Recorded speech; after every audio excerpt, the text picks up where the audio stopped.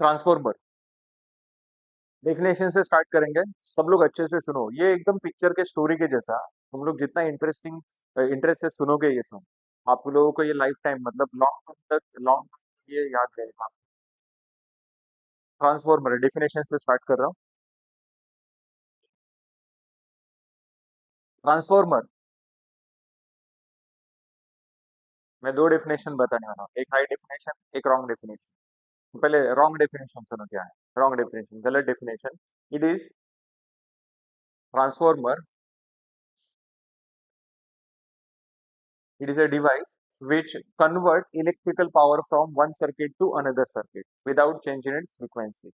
Transformer ऐसा device है जो ट्रांसफॉर्मर ये कन्वर्टर है जो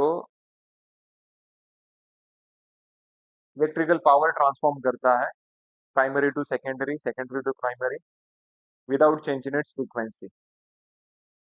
ये गलत डेफिनेशन है।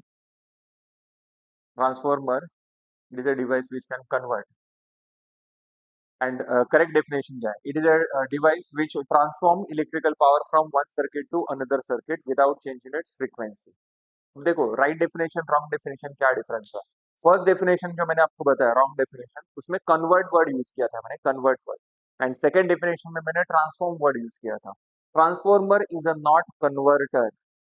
मैक्सिमम लोगों को लगता है कि ट्रांसफॉर्मर एसी को डीसी में कन्वर्ट करता है या फिर डीसी को एसी में कन्वर्ट करता है। ट्रांसफॉर्मर किसी को भी किसी में कन्वर्ट नहीं। कन्वर्ट करने के लिए हम लोग कन्वर्टर यूज कर रहे हैं। दो टाइप के कन्वर्टर होता है, एक होता है रेक्टिफायर और एक होता है इन्वर्टर।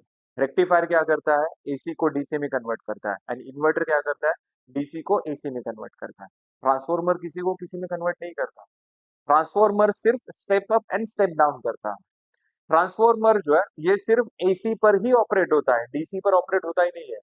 इसका जो सप्लाई वोल्टेज होता है ट्रांसफॉर्मर का वो सिर्फ एसी ही होता है, डीसी नहीं होता है। समझा, क्योंकि डीसी का फ्रीक्वेंसी कितना होता है, जीरो। ट्रांसफॉर्मर जो है वो फ्रीक्वेंसी के ऊपर काम करता है। इनपुट साइड आउटपुट साइड दोनों साइड का फ्रीक्वेंसी सेम होना चाहिए, और डीसी में फ्रीक्वेंसी कितना होता है, जीरो होता है। करेक्ट। सो एसी पर ही ऑपरेट होगा ट्रांसफॉर्मर। आप लोगों ने कभी यूज किया ट्रांसफॉर्मर? यस किया है। आप सबके पास मोबाइल है, मोबाइल में मतलब चार्जर है, चार्जर के अंदर आप लोग देखोगे तो आपको ट्रांसफॉर्मर मिलेगा। समझा। अब आप लोग बोलेंगे कि अरे हम लोग तो सप्लाई वोल्टेज, अपने घर पे जो सप्लाई वोल्टेज आता है वो तो एसी होता है, एसी। और मोबाइल चार्ज करने के लिए कितना चाहिए, 5 वोल्ट डीसी चाहिए। 230 वोल्ट एसी को मैं 5 वोल्ट डीसी में कन्वर्ट कर रहा हूँ ना। कैसे देखो, पहले मैं ट्रांसफॉर्मर यूज करूंगा, कौन सा वाला, स्टेप अप वाला या स्टेप डाउन वाला? स्टेप डाउन वाला ट्रांसफॉर्मर यूज करूंगा, क्योंकि इसका इनपुट वोल्टेज तो 230 है, आउटपुट वोल्टेज कितना है, 5 वोल्ट। कौन सा, एसी है या डीसी है? अरे एसी है, एसी है, AC. Transformer is not converter. इसका इनपुट वोल्टेज 230 वोल्ट एसी है, आउटपुट वोल्टेज 5 वोल्ट एसी ही है। तो डीसी कैसे मिलेगा? अरे वो जो 5 वोल्ट एसी आया ना, स्टेप डाउन हो गया 5 वोल्ट एसी। अब मैं वो किसको अप्लाई करूंगा, रेक्टिफायर को अप्लाई करूंगा। अब रेक्टिफायर क्या करेगा, 5 वोल्ट एसी को 5 वोल्ट डीसी में कन्वर्ट करेगा, और फिर जाके मेरा मोबाइल चार्ज। इसका मतलब क्या है, चार्जर के अंदर है ना, ट्रांसफॉर्मर के साथ साथ रेक्टिफायर भी होता है। ट्रांसफॉर्मर के साथ रेक्टिफायर भी होता है, जो ट्रांसफॉर्मर पहले पहले 230 एसी को 5 वोल्ट एसी स्टेप डाउन करेगा, रेक्टिफायर 5 वोल्ट एसी को 5 वोल्ट डीसी में कन्वर्ट करेगा। करेक्ट। चलो, तो ये ट्रांसफॉर्मर एग्जैक्टली करता क्या है, देखो स्टेप अप स्टेप डाउन, ये तो अभी मैंने आपको बताया। इसका वर्किंग प्रिंसिपल क्या है, ईएमएफ इक्वेशन क्या है। देखो ट्रांसफॉर्मर के ऊपर अगर बात करते बैठेंगे तो बहुत टाइम जाएगा, बहुत रिसर्च करने जैसा ये टॉपिक है। लेकिन हम लोग एग्जाम पॉइंट ऑफ व्यू देखेंगे, कल अपना एग्जाम है, तो एग्जाम में क्या क्या आएगा, तुम लोग का यही डिमांड है, एग्जाम में क्या आएगा वो बताओ। एग्जाम में आएगा इसका ईएमएफ इक्वेशन। मैं कंफर्म क्वेश्चन आता है, ईएमएफ इक्वेशन का डेरिवेशन कंफर्म आता है, 5 या 6 मार्क के लिए आता है। तो वो भी हम लोग देखेंगे यहाँ पर। सो ट्रांसफॉर्मर में देखो दो वाइंडिंग्स होता है, एक होता है प्राइमरी वाइंडिंग और एक होता है सेकेंडरी वाइंडिंग। जिस साइड हम लोग इनपुट सप्लाई देते हैं, सप्लाई वोल्टेज कनेक्ट करते हैं, वो होता है प्राइमरी वाइंडिंग। जहां पर हम लोग लोड कनेक्ट करते हैं वो होता है सेकेंडरी वाइंडिंग। विदाउट कनेक्शन, अगर मैंने आपके सामने ट्रांसफॉर्मर रख दिया विदाउट कनेक्शन, मैंने कहीं पर भी किसी भी वाइंडिंग को सप्लाई नहीं दिया, कहीं पर भी लोड नहीं कनेक्ट किया, मैंने ऐसे ही जस्ट आपके सामने ट्रांसफॉर्मर रख दिया, तो विदाउट कनेक्शन ट्रांसफॉर्मर अगर आपके सामने है, तो वहां पर आप लोग कुछ डिसाइड नहीं कर सकते कि हाँ ये प्राइमरी है ये सेकेंडरी है। समझा? अगर राइट साइड वाले वाइंडिंग में आपने सप्लाई दिया, लेफ्ट साइड वाले वाइंडिंग में आपने लोड कनेक्ट किया, तो राइट साइड का वाइंडिंग कौन हो गया? प्राइमरी। लेफ्ट साइड का वाइंडिंग कौन हो गया? सेकेंडरी। समझा? अगर लेफ्ट साइड आपने सप्लाई दिया तो लेफ्ट साइड का winding primary, right side load connect किया, राइट साइड सेकेंडरी। मतलब जिस साइड सप्लाई देंगे वो प्राइमरी होता है, जिस साइड लोड कनेक्ट करेंगे वो सेकेंडरी होता है। करेक्ट। नेक्स्ट, अब यहाँ पर मैंने लेफ्ट साइड वाइंडिंग को, वाइंडिंग में देखो सप्लाई दिया है, मतलब ये लेफ्ट साइड का वाइंडिंग कौन हो गया? प्राइमरी। इसको प्राइमरी वोल्टेज कहेंगे, प्राइमरी करंट I1 है। तो जब ये वाइंडिंग में से ये जो रेक्टेंगुलर बॉक्स दिख रहा है ना, इसको कोर कहते हैं, कोर। Okay, core. इसलिए इस ट्रांसफार्मर का नाम क्या है? Core type transformer. आप लोग बोलेंगे और कौन सा टाइप? और होता है शेल टाइप होता है, और एक बेरी टाइप होता है। शेल टाइप, बेरी टाइप तुम लोग को सिलेबस में नहीं है। आप लोगों को सिर्फ single phase core type transformer है, मतलब ऐसा ट्रांसफार्मर, कोर टाइप। और ये जो बॉक्स आपको दिख रहा है ना, रेक्टेंगुलर बॉक्स जो आपको दिख रहा है, इसको कोर कहते हैं, और इसको बनाने के लिए हम लोग आयन यूज करते हैं। करेक्ट। और ये जो वाइंडिंग मैंने वाइंड किया है, वाउंड किया है, left side and right side, इसके लिए हम लोग कौन सा मटेरियल यूज करते हैं? कॉपर यूज करते हैं, कॉपर। समझा? तो ट्रांसफार्मर में दो पार्ट्स ही होते हैं, एक होता है कोर और एक होता है वाइंडिंग। कोर के लिए हम लोग कौन सा मटेरियल यूज करते हैं? आयन। एंड वाइंडिंग के लिए कौन सा मटेरियल यूज करते हैं? कॉपर। तो जो भी लॉस होगा ये दो जगह ही होगा। आयन में जो लॉस होगा दैट इज कोर लॉस। ये जो बॉक्स आपको दिख रहा है ना, यहाँ पर कौन सा लॉस होता है? कोर लॉस होता है, जिसको हम लोग आयन लॉस भी कहते हैं, आयन लॉस, PR। करेक्ट। और कॉपर वाइंडिंग में जो लॉस होता है उसको कॉपर लॉस कहते हैं, या फिर वाइंडिंग लॉस कहते हैं।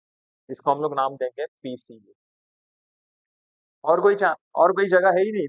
ट्रांसफार्मर में तो दो ही पार्ट्स है सिर्फ, एक है वाइंडिंग और एक है कोर। कोर में जो लॉस हुआ, core loss that is iron loss. Core के लिए कौन सा मटेरियल यूज करते हैं? आयन। कॉपर के लिए कौन सा, ये वाइंडिंग के लिए कौन सा मटेरियल यूज करते हैं? कॉपर। सो वाइंडिंग लॉस, या फिर उसको कॉपर लॉस भी बोल सकते हैं। तो प्राइमरी वाइंडिंग में से करंट का फ्लो होगा जब मैं सप्लाई दूंगा। चलो मैंने वहां पर सप्लाई दे दिया है, सप्लाई वोल्टेज, इनपुट वोल्टेज अभी था। प्राइमरी वाइंडिंग में से करंट फ्लो होना शुरू हो गया। जब भी यहाँ पर करंट फ्लो होगा वो क्या करेगा? फ्लक्स प्रोड्यूस करेगा, फ्लक्स। ये फ्लक्स जैसे फ्लो होता है, ये सब 11 12 में आपने देखा रहेगा, किसी भी कंडक्टर में से जब करंट फ्लो होता है तब वो करंट क्या करता है? सराउंडिंग एरिया में फ्लक्स जनरेट करता है, और ये फ्लक्स का डायरेक्शन डिसाइड करने के लिए हम लोग right hand thumb rule use करते हैं। थंब का डायरेक्शन अगर करंट के डायरेक्शन में रखेंगे तो रिमेनिंग फिंगर्स क्या इंडिकेट करते हैं? Direction of flux.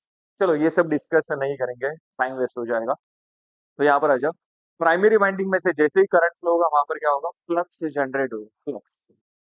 और ये फ्लक्स जो जनरेट हुआ है, इसको जब मैं कट करूंगा, मैग्नेटिक फ्लक्स जो, इसके पहले देखो थ्री फेज में हमने डिस्कस किया था, north pole to south pole जो मैग्नेटिक फ्लक्स फ्लो हो रहा था उसको मैंने किससे? कंडक्टर से कट किया। जैसे ही कंडक्टर से कट किया वहां पर EMF इंड्यूस हुआ, दैट इज वोल्टेज जनरेट। तो यहाँ पर भी सेम वैसा ही, यहाँ पर भी सेम वैसा ही है। यहाँ पर वाइंडिंग में से जो करंट फ्लो हो रहा है वो फ्लक्स प्रोड्यूस कर रहा है, और ये फ्लक्स को उसी वाइंडिंग के टर्न्स कट कर रहे हैं। देखो ना, ये फ्लक्स जो यहाँ पर ये ऐसे जाएगा, प्राइमरी वाइंडिंग का जो फ्लक्स है वो कहाँ पर गया? सेकेंडरी वाइंडिंग में गया। और इसके लिए मैंने मीडियम मीडियम क्या यूज किया? प्राइमरी के फ्लक्स को सेकेंडरी साइड फ्लक्स ट्रांसफर करने के लिए मैंने मीडियम क्या यूज किया? कोर। ये जो कोर है ना, ये मीडियम का काम है। इसमें और एक टाइप होता है, कोर टाइप एक होता है, और air type. Air type, air मतलब प्राइमरी वाइंडिंग को सेकेंडरी वाइंडिंग, प्राइमरी वाइंडिंग के फ्लक्स को सेकेंडरी वाइंडिंग में ट्रांसफर करने के लिए, जैसे यहाँ पर मैंने core as a medium use किया, यहाँ पर एयर भी होता है, एयर भी मीडियम का काम करता है। मतलब वहां पर ये कोर नहीं होता, सिर्फ वाइंडिंग होती है। लेकिन ऐसे केस में जो फ्लक्स ट्रांसफर करना रहता है, प्राइमरी का फ्लक्स सेकेंडरी साइड, उसमें से 60 to 70% फ्लक्स जो है वो लीक होता है, लीक। और उसके लिए हम लोग क्या करते हैं? आयन कोर यूज करते हैं। इसमें फ्लक्स लीक होने का चांस जो है वो मैक्सिमम 2 to 3% होता है, मैक्सिमम 2 to 3%। बाकी 97% फ्लक्स जो है वो ट्रांसफर किया जाता है प्राइमरी टू सेकेंडरी। ओके, चलो नेक्स्ट। अब ये फ्लक्स जो यहाँ पर फ्लो हो रहा है, इस फ्लक्स को प्राइमरी वाइंडिंग के ही टर्न्स कट करेंगे। जैसे ही ये फ्लक्स कट होगा वहां पर क्या होगा? EMF इंड्यूस होगा, EMF that is voltage generate, primary induce EMF E1। Okay, next. अब जब ये फ्लक्स सेकेंडरी साइड आएगा, ये जो फ्लक्स है ये जब सेकेंडरी साइड आएगा तो सेकेंडरी साइड भी तो वाइंडिंग है। सेकेंडरी साइड का वाइंडिंग चुपचाप नहीं बैठेगा, वो क्या करेगा? वो भी कट करेगा, वो भी कट करेगा। और यहाँ पर क्या होगा? ईएमएफ इंड्यूस्ड होगा E2, करेक्ट। ईएमएफ इंड्यूस्ड होगा E2, और ये दो टर्मिनल के अक्रॉस अगर आप लोग वोल्ट मीटर से चेक करोगे तो वहां पर भी आपको वोल्टेज मिलेगा, वोल्टेज एग्जिस्ट करेगा वहां पर। अब ध्यान से सुनो मैं क्या बोलूं। प्राइमरी साइड में जो ईएमएफ इंड्यूस्ड हुआ वो इस फ्लक्स की वजह से हुआ। अब ये फ्लक्स किसका है? प्राइमरी का है ना। प्राइमरी वाइंडिंग में से जब करंट फ्लो हो रहा था तब उसने फ्लक्स जनरेट किया, और उस फ्लक्स को कौन कट कर रहा है? उसी वाइंडिंग के कट कर रहे हैं, उसी वाइंडिंग के टर्न्स कट कर रहे हैं, और ईएमएफ भी उसी वाइंडिंग में एग्जिस्ट कर रहा है, उसी वाइंडिंग में इंड्यूस्ड हो। तो ऐसे ईएमएफ को हम लोग क्या कहते हैं? Self induced EMF. करंट भी मेरा, टर्न्स भी मेरे, मैं ही कट कर रहा हूँ उसको, ईएमएफ भी मेरे अंदर एग्जिस्ट कर रहा है, जनरेट हो रहा है, तो उसको हम लोग क्या कहते हैं? Self induced EMF. नेक्स्ट, अब जब ये प्राइमरी का फ्लक्स मैं सेकेंडरी साइड ट्रांसफर करूंगा, सेकेंडरी साइड, तो वहां पर कट कौन कर रहा है? सेकेंडरी के वाइंडिंग कट कर रहे हैं, सेकेंडरी वाइंडिंग के टर्न्स, करेक्ट। फ्लक्स किसी और का है, टर्न्स किसी और के है, समझा? तो यहाँ पर जो ईएमएफ इंड्यूस्ड हो रहा है इसको म्यूचुअल इंड्यूस्ड ईएमएफ कहते हैं, म्यूचुअल इंड्यूस्ड। तो कुछ लोग बोलते हैं कि ट्रांसफॉर्मर का वर्किंग प्रिंसिपल जो है वो सेल्फ इंडक्शन के ऊपर डिपेंड करता है। कुछ लोग बोलते हैं कि ट्रांसफॉर्मर का वर्किंग प्रिंसिपल म्यूचुअल इंडक्शन के ऊपर डिपेंड करता है। एक्चुअली दोनों जगह, दोनों अपने अपने जगह पर करेक्ट है। ट्रांसफॉर्मर का जो वर्किंग प्रिंसिपल वो self as well as mutual induction के ऊपर डिपेंड। प्राइमरी साइड जो ईएमएफ इंड्यूस्ड होता है वो सेल्फ इंड्यूस्ड ईएमएफ होता है, सेकेंडरी साइड जो ईएमएफ है ये म्यूचुअल इंड्यूस्ड ईएमएफ होता है, समझा? नेक्स्ट, अब यहाँ पर ये जो ईएमएफ इंड्यूस्ड होता है ये कौन सा है? अल्टरनेटिंग, अल्टरनेटिंग है जो ईएमएफ। क्यों? क्योंकि मैंने जो सप्लाई दिया है वो भी कैसा है? अल्टरनेटिंग। जो करंट फ्लो होगा वो भी कैसा है? अल्टरनेटिंग है, करेक्ट। डायरेक्ट करंट में direct voltage apply, DC voltage apply नहीं कर रहा, एसी वोल्टेज अप्लाई कर रहा। अब यहाँ पर ये जो ईएमएफ इंड्यूस्ड हुआ था इसके लिए मतलब ये जो फॉर्मूला है प्राइमरी साइड का, जो E1 ईएमएफ जो इंड्यूस्ड हुआ उसके लिए कौन रिस्पॉन्सिबल है? प्राइमरी साइड के टर्न्स रिस्पॉन्सिबल है, N1। Okay, N1 is number of turns on primary winding, and d5 by dt। Same वैसे ही E2 इज इक्वल्स टू क्या है? N2 d5 by dt। E2 is equals to N2 d5 by dt। अब number of turns N1 कौन है? Number of turns on primary winding. N2 कौन है? Number of turns on secondary winding. Clear है यहाँ तक? मैंने यहाँ पर N1 N2 लिखा, E1 E2 लिखा। E1 कौन है? Self induced EMF, self self induced EMF, and E2 कौन है? Mutual induced EMF.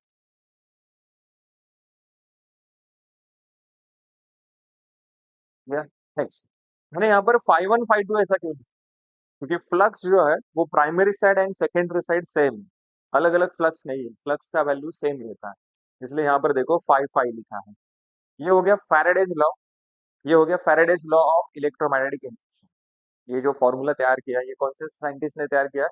फैराडेज करके, Faraday's law of electromagnetic induction.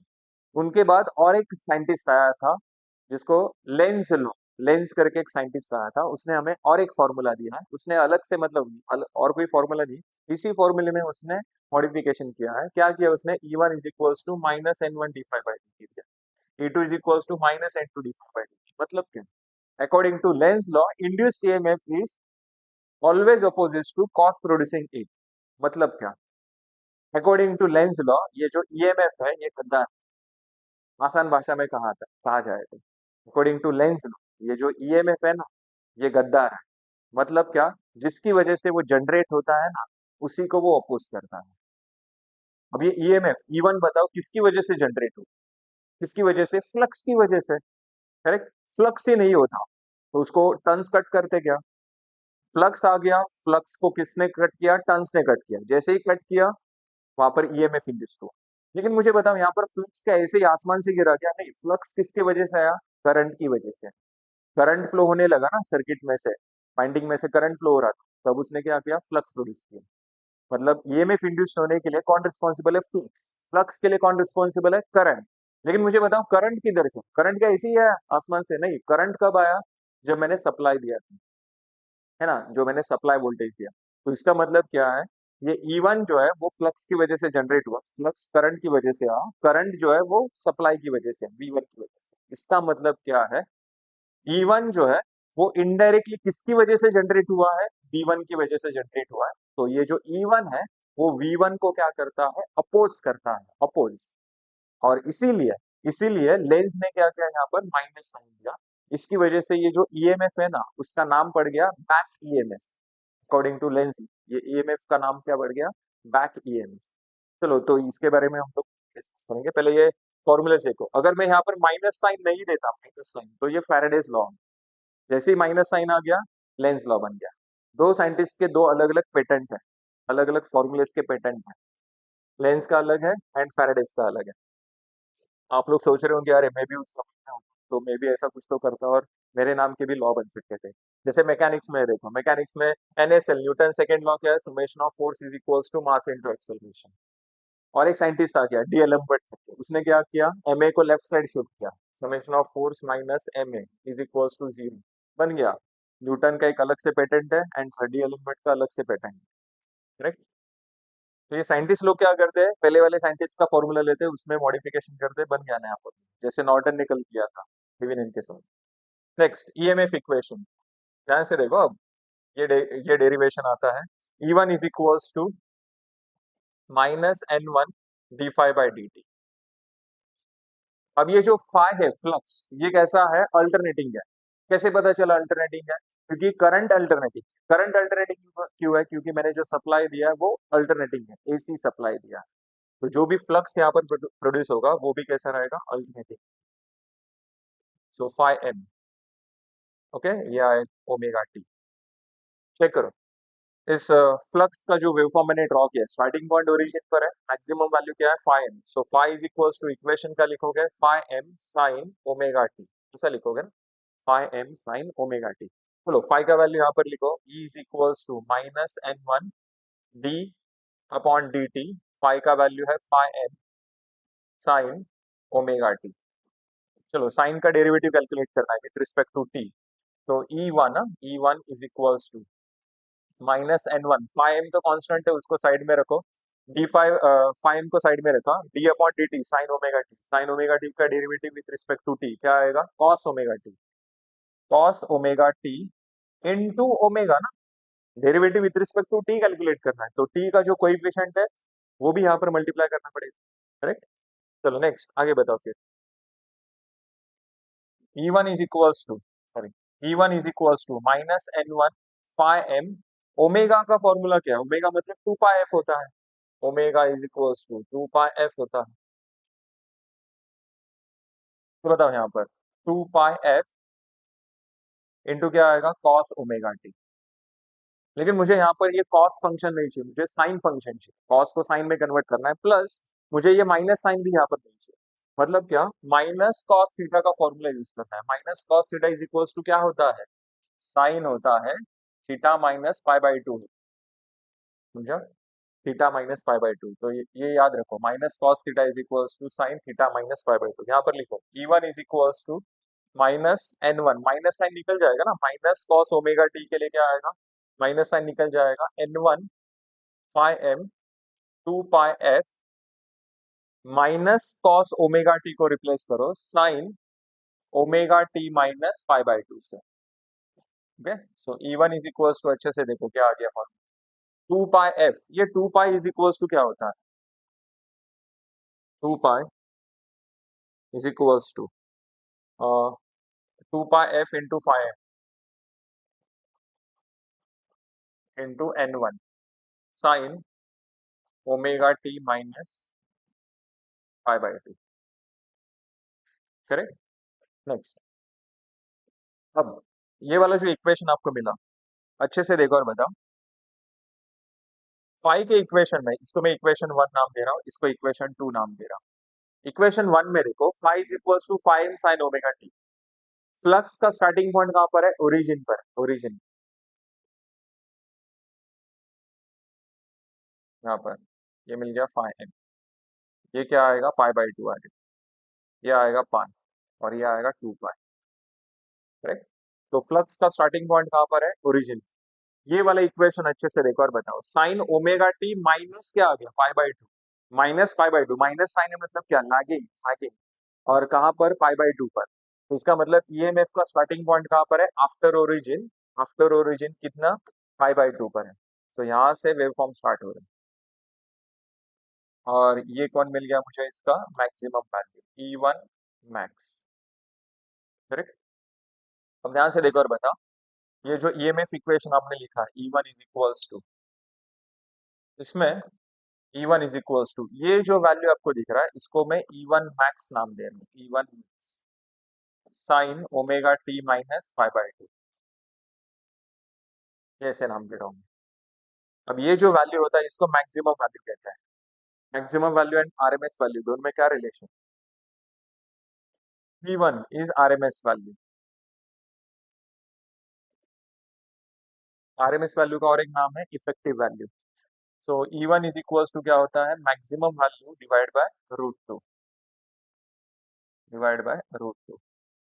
बताओ फिर E1 max, E1 max is equals to, ये है ना, 2 pi f phi m n1 divide by √2।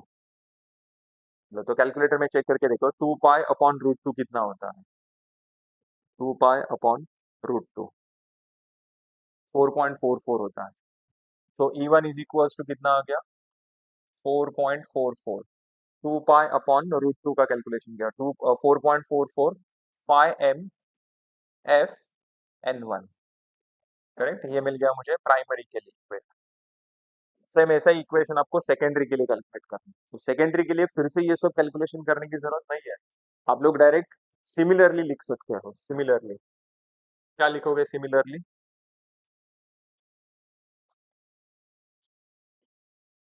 E2 is equals to 4.44, ये तो कांस्टेंट है। फाई m फ्लक्स का वैल्यू प्राइमरी सेकेंडरी दोनों सेम होता है। फ्रीक्वेंसी डेफिनेशन याद करो ना, transformer is it is a device which transform electrical power from one circuit to another circuit without changing its frequency. Without changing its frequency मतलब primary side का frequency secondary side का frequency same होता है। तो यहाँ पर भी क्या आएगा? एफ आएगा, F1 F2 नहीं आएगा। डिफरेंट क्या है? Number of turns. Primary side का टर्न्स क्या था? N1, सेकेंडरी साइड का टर्न्स क्या है? N2। तो देखो आपको E2 के लिए फिर से ये सब कैलकुलेशन करने की जरूरत नहीं है, आप लोग E1 का ही कैलकुलेशन करो और सिमिलरली E2 का इक्वेशन लिखो। करेक्ट। सो ये हो गया आपका ईएमएफ इक्वेशन का डेरिवेशन। 5 मार्क के लिए आता है, समझ के लो। नहीं समझा है रट्टा मार, कोई ऑप्शन नहीं है अभी। समझ के लोगे तो अच्छा रहेगा। नेक्स्ट, फिर उसके बाद आता है transformation ratio.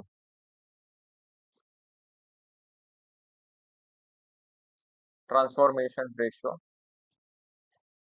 it is defined, it is denoted by K, and definition क्या है? It is defined as the ratio of induced EMF on secondary side to the induced EMF on primary side। मतलब क्या बोला मैंने? K is equals to E2 upon E1, induced EMF on secondary side to the induced EMF on primary side।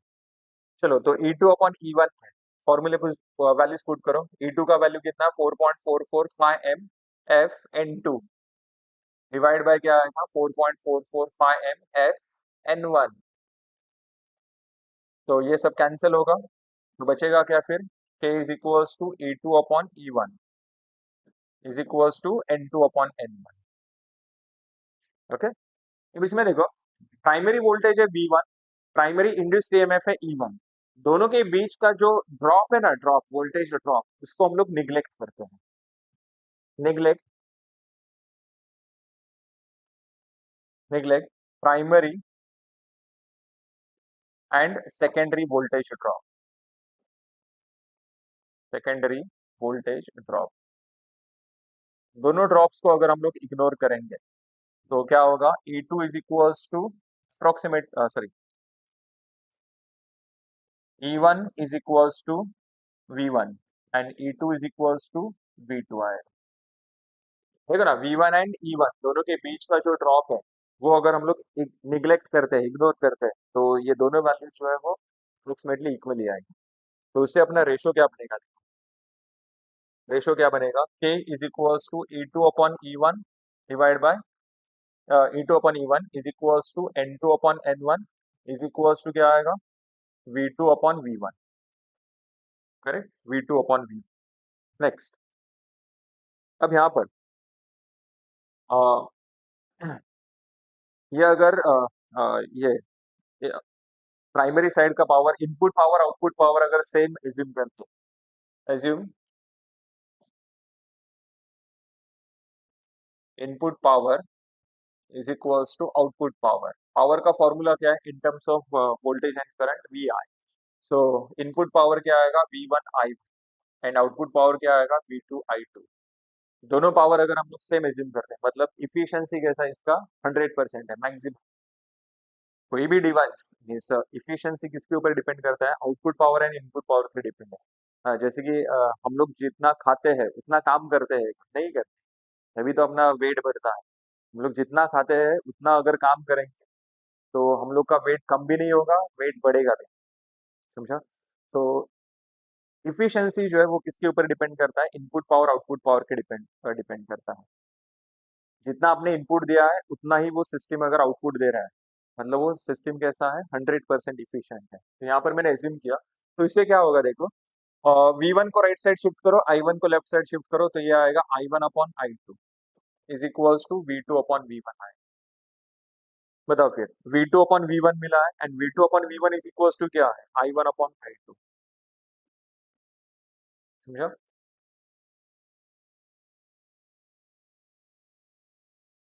थोड़ा ऊपर से जा गया है। अगर किसी ने पहले किया है ट्रांसफॉर्मर, अगर पहले किसी ने किया है तो उसको फटक से समझ में आया है। जो लोग फर्स्ट टाइम देख रहे हैं उनको थोड़ा हेवी गया है। समझा? नेक्स्ट, ट्रांसफॉर्मर का ये फॉर्मूलेस का लिस्ट बताओ, फॉर्मूलेस का list. First, E one is equal to क्या आएगा, 4.44 five M F N one, and E two is equal to क्या आया, 4.44 five M F N to.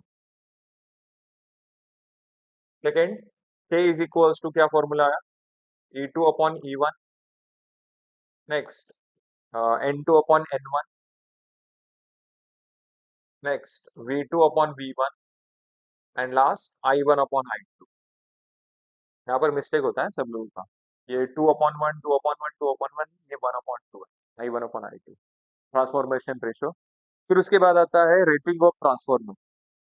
Rating of transformer, जैसे कि मैं अगर मार्केट में गया ट्रांसफॉर्मर खरीदने के लिए, तो क्या बोलूंगा, मुझे ट्रांसफॉर्मर दो। दुकान में जाऊंगा और बोलूंगा, अरे भैया मुझे ट्रांसफॉर्मर दो। वो बोलेगा कितना लीटर ट्रांसफॉर्मर चाहिए, ऐसा बोलेगा, कितना किलो का ट्रांसफॉर्मर चाहिए, ऐसा बोलेगा। नहीं, जब हम लोग शक्कर खरीदने जाते हैं दुकान में, तो हम लोग बोलते हैं अरे 1 किलो शक्कर दो करके। दूध खरीदने जाते हैं, हाँ 1 लीटर दूध दो करके। तो ट्रांसफॉर्मर खरीदने जाओगे तो क्या बोलोगे, तो वहां पर आप लोग बोलोगे 1 kVA का ट्रांसफॉर्मर दो, 2 kVA का ट्रांसफॉर्मर दो, 10 kVA का ट्रांसफॉर्मर दो। KVA is a rating of transformer, KVA is a rating of transformer. अब इसमें से ये के तो सबको पता है, के मतलब क्या है, किलो। उसको अगर मैं साइड में रखूंगा तो वी ए क्या होता है, वी ए, वी ए होता है apparent power. Apparent power is denoted by S, S, and S apparent power का फॉर्मूला क्या है, V into I. Active power का फॉर्मूला क्या है, V I cos five. Reactive power का फॉर्मूला क्या है, वी आई साइन फाइव। इसका मतलब, एंड अपरेंट पावर का क्या है, ओनली वी आई। इसमें कॉस फाइव नहीं है, साइन फाइव नहीं है। मतलब क्या, active power and reactive power ये जो है, ये फाइव के ऊपर डिपेंड करते हैं। और ये फाइव कौन, फाइव है phase angle between voltage and current. Voltage and current दोनों के बीच का फेज एंगल होता है। प्योरली रेजिस्टिव सर्किट अगर है तो उसमें फाइव कितना होता है, 0। प्योरली इंडक्टिव है तो फाइव कितना होता है, 90। आर एल आर सी है तो उसमें फाइव का वैल्यू कितना होता है, मोर देन 0, लेस देन 90। सुबह से हम लोग यही सब चीज कर रहे हैं, बराबर। आर एल आर सी है तो more than 0, less than 90। Next, तो अगर आर एल सर्किट है, आर एल, तो फाइव का value more than 0, less than 90 है, लेकिन नेचर कैसा है, लैगिंग है, लैगिंग। अगर आरसी सर्किट है, आरसी, तो वहां पर लीडिंग नेचर है, पावर फैक्टर का नेचर कैसा है, लीडिंग।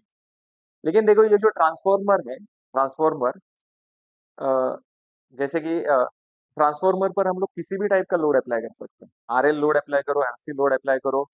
जैसे कि एक छोटा सा एक्सपेरिमेंट करते हैं। एक बिल्डिंग है जिसमें 40 फ्लैट्स हैं, ओके, और वो बिल्डिंग को सप्लाई देने के लिए मैंने बिल्डिंग के नीचे एक डीपी कनेक्ट किया है। डीपी को डिस्ट्रीब्यूशन पोल कहते हैं, डिस्ट्रीब्यूशन पोल। किसी भी एरिया में जब आप लोग एंट्री करते हो तो एरिया के स्टार्टिंग में देखो डीपी लगा है, डीपी जिसको डिस्ट्रीब्यूशन पोल कहता है, और उसके ऊपर डीटी होता है जिसको डिस्ट्रीब्यूशन ट्रांसफार्मर कहता है। ओके, वो क्या करता है, पूरे एरिया को सप्लाई डिस्ट्रीब्यूट करता है, इसलिए उसको डिस्ट्रीब्यूशन ट्रांसफार्मर कहता है। तो इमेजिन करो एक बिल्डिंग है जिसमें 40 फ्लैट्स है, ध्यान से सुनो, और उस 40 फ्लैट्स को सप्लाई देने के लिए मैंने एक पोल वहां पर कनेक्ट किया जिसको डिस्ट्रीब्यूशन पोल कहते हैं, वहां पर एक ट्रांसफार्मर जो 40 फ्लैट्स को सप्लाई दे। तो मुझे एक बात बताओ, ये 40 फ्लैट्स में पावर कंजम्पशन क्या सेम रहेगा? मतलब सबके घर में क्या सबके घर में टीवी रहेगा, सबके घर में फैन रहेगा, सबके घर में लाइट ट्यूब लाइट रहेगा? ऐसा थोड़ी है। किसी के घर में सिंगल डोर वाला फ्रिज है, किसी के घर में डबल डोर वाला फ्रिज है, किसी के घर में बड़ा टीवी है, किसी के घर में छोटा, मतलब क्या, हर एक के घर का लोड जो है वो अलग अलग है, यार अलग अलग लोड है। नेक्स्ट, मुझे बताओ, ये 40 के 40 फ्लैट्स सुबह से लेके शाम तक इक्वल लोड कंज्यूम करते हैं क्या? नहीं, नहीं करते हैं। सुबह 7 से लेके 9-10 बजे तक का जो पीक आवर होता है, पीक आवर, उसमें ज्यादा पावर कंजम्पशन। 10 से लेके 6 बजे तक, 6-7 बजे तक, यहाँ पर मिनिमम पावर कंज्यूम। सब लोग अपने अपने काम पे चले जाते हैं, बच्चे लोग कॉलेज जाते हैं, मम्मी पापा का काम पे जाते हैं, तो घर घर बंद रहता है, तो 10 से लेके 6 बजे तक कम पावर कंजम्पशन। रात को 7 से लेके बस 11 बजे तक सबसे ज्यादा पावर कंजम्पशन होती है। तो इसका मतलब वो जो ट्रांसफॉर्मर है उसके ऊपर जो लोड अप्लाई हो रहा है, ये 40 फ्लैट्स का जो लोड अप्लाई हो रहा है वो कांस्टेंट नहीं है, वो ऊपर नीचे हो रहा है, ऊपर नीचे। तो यहाँ पर ट्रांसफॉर्मर का रेटिंग अगर मैं वैट रहता, वैट, तो वो तो हमेशा चेंज होता रहता। क्यों? क्योंकि किसके ऊपर डिपेंड होता है वो? फाई के ऊपर। फाई किसके ऊपर डिपेंड है? लोड के ऊपर डिपेंड है। लोड वैरी हुआ तो रेटिंग भी वैरी होगी। सेम वैसे ही अपरेंट पावर, ये रिएक्टिव पावर का है। लेकिन अपरेंट पावर में देखो कॉस फाई नहीं है, साइन फाई नहीं है, तो आप लोग कोई भी लोड कितना भी अप्लाई करो, ये वैल्यू जो है ये कभी चेंज नहीं होगी।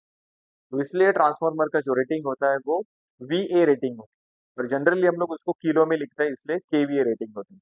तो इसका मतलब ट्रांसफार्मर जब भी आप लोग खरीदने के लिए जाओगे मार्केट में, तो वहां पर कितना बोलोगे? केवीए का ट्रांसफार्मर बोलोगे। अब इसमें फुल लोड करंट का कैपेसिटी आपको कैलकुलेट करना। Full load primary current I1 is equals to KVA into 1000 divide by V1। अब ये फॉर्मूला किधर से है? अरे ये अपरेंट पावर का फॉर्मूला है। अपरेंट पावर का formula S is equals to क्या? वी आई प्राइमरी साइड के लिए क्या आएगा? V1 I1। और इसका एस का जो आंसर मिलेगा, एस का जो आंसर मिलेगा वो किस में मिलेगा? मुझे किलो में मिलेगा, केवीए में। अब किलो को वीए में कन्वर्ट करना है, इसलिए मैंने क्या किया, उसको 1000 से मल्टीप्लाई किया, केवीए को 1000 से मल्टीप्लाई किया, करेक्ट। और उसको फिर मैंने क्या किया? V1 से डिवाइड, तो I1 मिल गया। सेम वैसे ही V2 I2, V2 को लेफ्ट साइड शिफ्ट करो, I2 इज इक्वल टू क्या आएगा? KVA into 1000 divide bye V2, full load secondary current. समझा? तो इतने फॉर्मूलेस के ऊपर डिपेंड एक एग्जांपल आता है 4 मार्क के लिए, जिसमें आपको फ्लक्स का वैल्यू दिया रहेगा, फ्रीक्वेंसी दिया रहेगा, नंबर ऑफ टर्न्स दिया रहेगा, और बोलेंगे कि ईएमएफ कैलकुलेट कर, या फिर ईएमएफ दिया रहेगा, फ्लक्स दिया रहेगा, फ्रीक्वेंसी दिया रहेगा, बोलेंगे कि टर्न्स कैलकुलेट कर, नंबर ऑफ टर्न्स। समझा? तो अ, अ, इसमें नोट्स में अगर आप लोग देखोगे तो स्टार्टिंग ये ईएमएफ इक्वेशन का derivation, transformation ratio, and then rating of transformer, full load current I1 I2, यहाँ तक होने के बाद उसके आगे देखो इसमें एग्जाम्पल सॉल्व किए हैं। सो वो एग्जाम्पल्स एक बार अच्छे से देखो, फॉर्मुलेस बेस्ड है सब, फॉर्मुलेस बेस्ड, फॉर्मुलेस के ऊपर डिपेंड है, वैल्यूज पुट करो, कैलकुलेटर यूज करो, आंसर मिल जाए। समझा? तो वो सिर्फ आप लोग देखोगे तो भी समझ में आ जाएगा। हम लोग आगे के टॉपिक कंप्लीट करते हैं जो कि सबसे इंपॉर्टेंट है। क्लियर? कमेंट बॉक्स में आता है, कुछ लोगों के ऊपर से गया रहेगा ये सब टॉपिक्स।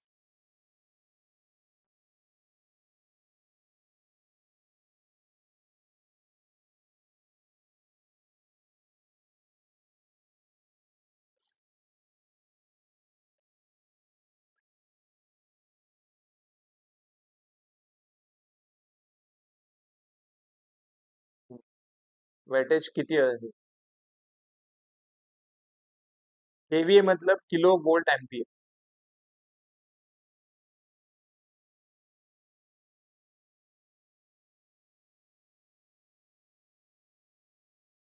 एक्टिव पावर में √3 वो सिर्फ थ्री फेज के लिए होता है, थ्री फेज के लिए, थ्री फेज सर्किट में वो √3 है। एसी सर्किट में देख सिर्फ VI cos phi है।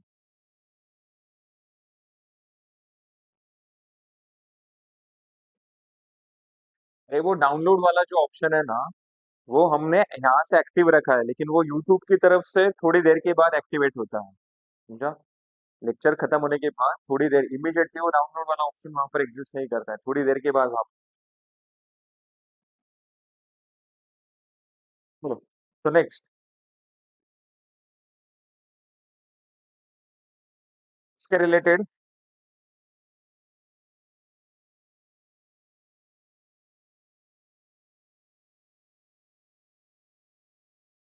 इसके रिलेटेड अगर आप लोग एग्जांपल्स देखोगे तो, जैसे कि क्वेश्चन है और 40 kV है, और 40 kV है, मतलब एक 40 kVA का ट्रांसफॉर्मर है, 3300 divide by 240, 240 volt, 3300 divide by 240 volt, 50 hertz single phase transformer, 50 hertz single phase transformer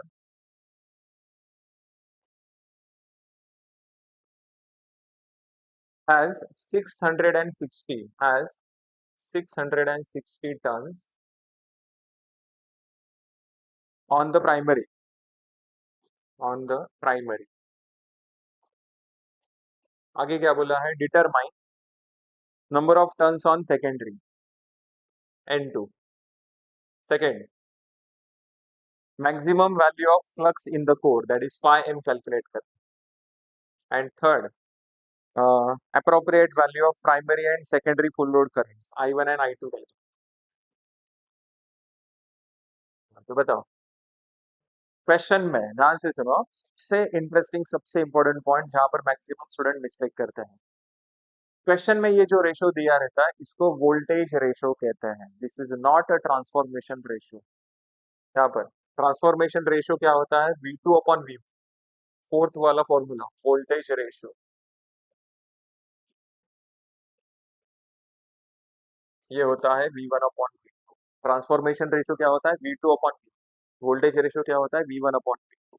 correct. और क्वेश्चन में जो रेशो दिया रहता है वो कौन सा रेशो होता है, वोल्टेज रेशो होता है, वोल्टेज रेशो। तो गिवन में बता, वोल्टेज रेशो दिया है आपको V1/V2 is equals to 3300 divide by 240। कुछ लोग है ना घाई घाई में इसको ट्रांसफॉर्मेशन रेशो समझ लेते हैं। V1 इसका 3300 है, V2 240 है, मतलब ये कौन सा ट्रांसफॉर्मर है, स्टेप डाउन ट्रांसफॉर्मर है, स्टेप डाउन। देखना इसका इनपुट वोल्टेज 3300, आउटपुट वोल्टेज 240, कम है आउटपुट वोल्टेज, मतलब ये क्या हो गया, step down transformer. Next, KVA rating, KVA rating कितना दिया है, 40 kVA। एंड फ्रीक्वेंसी दिया है 50 hertz. And number of turns on primary, N1 का वैल्यू दिया है 660। सोल्यूशन, सोल्यूशन बता। I1 is equals to formula क्या, I1 is equals to formula है KVA into 1000 divide by V1, है ना, ये वाला फॉर्मूला। KVA रेटिंग कितना दिया है, 40, तो 40 इंटू 1000 डिवाइड बाय V1 का वैल्यू कितना है, 3300। कैंसिल कर, सॉल्व कर, I1 का वैल्यू मिल जाएगा। तो ये आएगा 400 डिवाइड बाय 33। तो answer is 12.12 ampere. Next, I2 की अगर बात करेंगे, फॉर्मूला है KVA into 1000 divide bye V2। एक बात हमेशा याद रखो, कभी कभी आपको ट्रांसफॉर्मर का जो रेटिंग है वो VA में दिया है, कंफ्यूज करने के लिए इसे, VA में। अगर ये रेटिंग आपको VA में दिया है, VA में, तो फॉर्मूले में ये 1000 नहीं आएगा, 1000 नहीं आएगा। ये 1000 यहाँ पर क्यों आया है, किलो में दिया है ना, किलो को VA में कन्वर्ट करना है, इसलिए ये 1000 यहाँ पर एग्जिस्ट कर रहा है। तो अगर आपको रेटिंग VA में दिया है तो फॉर्मूले में ये 1000 आपको नहीं लिखना है, समझा? नेक्स्ट। लेकिन 99.99% एग्जाम्पल में ट्रांसफॉर्मर का रेटिंग किलो में ही दिया है, 99.99। एक आध दूसरा कोई तो प्रॉब्लम है, जो ऐसा सन की पेपर सेटर है वो ऐसा करता है, समझा? सो केवीए इज इक्वल्स टू कितना है, 40 into 1000 divide bye V2। V2 का वैल्यू है 240। तो बताओ I2 इज इक्वल्स टू कितना आएगा?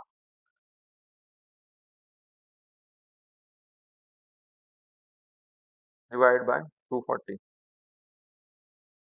166.66 एम्पियर। चलो, तो ये I1 I2 का कैलकुलेशन तो हो गया अपना। नेक्स्ट है नंबर ऑफ टर्न्स कैलकुलेट करना है ना। Number of turns. Transformation ratio क्या होता है? K is equals to E2 upon E1 and then V2 upon V1 then N2 upon N1, ऐसा होता है, correct? And I1 upon I2।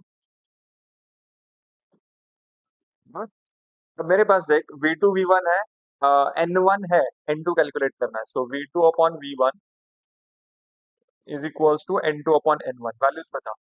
N2 V2 का वैल्यू कितना है? 240। V1 का वैल्यू कितना है? 3300। N2 अननोन है, कैलकुलेट करना है। N1 कितना है? 660। तो बता N2 इज इक्वल्स टू कितना है?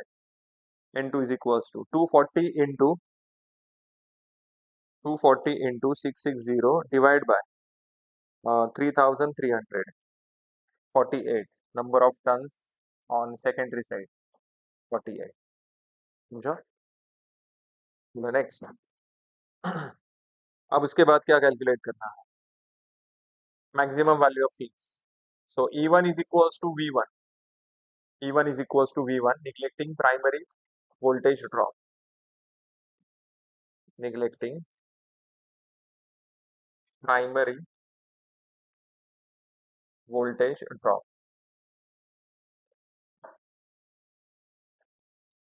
So E1 is equals to V1. V1 का वैल्यू कितना है? 3300। So E1 is equals to कितना आएगा? 3300 वोल्ट। आगे बताओ। E1 is equals to formula क्या है? हमने यहाँ पर लिखा है E1 is equals to 4.44 phi m, 4.44 phi m F N1, बराबर। E1 का वैल्यू है 3300, 4.44 phi M. Phi M calculate करना है। फ्रीक्वेंसी दिया है क्वेश्चन में 50 hertz into N1 number of turns on primary, number of turns on primary 660। तो बताओ phi M is equals to कितना है? 3300 divide by 4.44 into 50 into 660। So unit is 0.022, 0.0225 weber. Flux का यूनिट होता है वेबर। समझा यहाँ तक सबको? कमेंट बॉक्स में रिप्लाई दो फास्ट।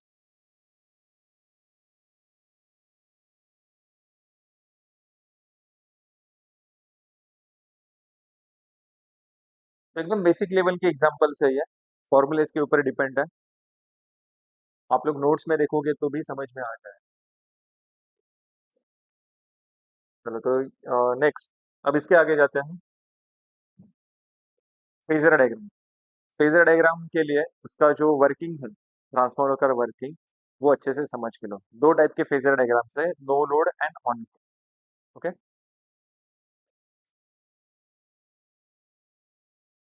जो लोग ने एप्लीकेशन का एक्सेस है, अगर किसी के पास, वो लोग को तो मैं बोलूंगा तुम लोग एप्लीकेशन में जाओ, फिर स्पीड बढ़ा के देखो, सब अवेलेबल है।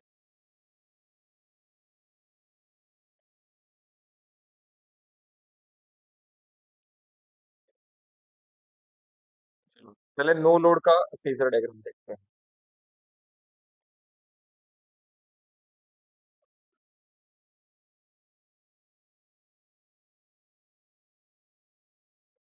यहाँ पर मैंने क्या किया देखो, प्राइमरी साइड मैंने सप्लाई दिया है प्राइमरी साइड सप्लाई दिया, प्राइमरी साइड में करंट फ्लो हो रहा है और यहाँ पर ईएमएफ इंड्यूस्ड हो रहा है ई, करेक्ट। ये करंट ने क्या किया, फ्लक्स जनरेट किया, फ्लक्स।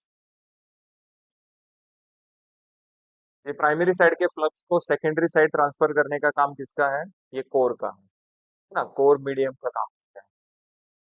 फिर ये प्राइमरी साइड का फ्लक्स जब सेकेंडरी साइड ट्रांसफर किया जाएगा तब यहाँ पर क्या होगा, सेकेंडरी साइड के जो वाइंडिंग है उसके टर्न्स उसको कट करेंगे। जैसे ये फ्लक्स यहाँ पर कट होते जाएगा, यहाँ पर फिर से ईएमएफ इंड्यूस्ड होगा, इसको मैं E2 बोलता हूँ। अब ये स्टोरी तो पहले से ही पता है सबको। E1 कौन है, सेल्फ इंड्यूस्ड ईएमएफ, E2 कौन है, म्यूचुअल इंड्यूस्ड ईएमएफ। लेकिन मैंने देखो यहाँ पर सेकेंडरी साइड में लोड कनेक्ट किया ही नहीं है, लोड कनेक्ट नहीं किया मतलब ये ओपन सर्किट हो गया। ओपन सर्किट में करंट का वैल्यू कितना, 0। तो सेकेंडरी वाइंडिंग में करंट फ्लो हो ही नहीं रहा है बिकॉज ऑफ ओपन सर्किट। तो ये कौन सा केस हो गया, नो लोड कंडीशन हो गया, no load. No load condition में प्राइमरी साइड में जो करंट फ्लो होता है उसको हम लोग आई नॉट कहते हैं, I0 कहते हैं, I0 नो लोड प्राइमरी। यहाँ पर मैं बोल रहा हूँ इसको नो लोड प्राइमरी करंट।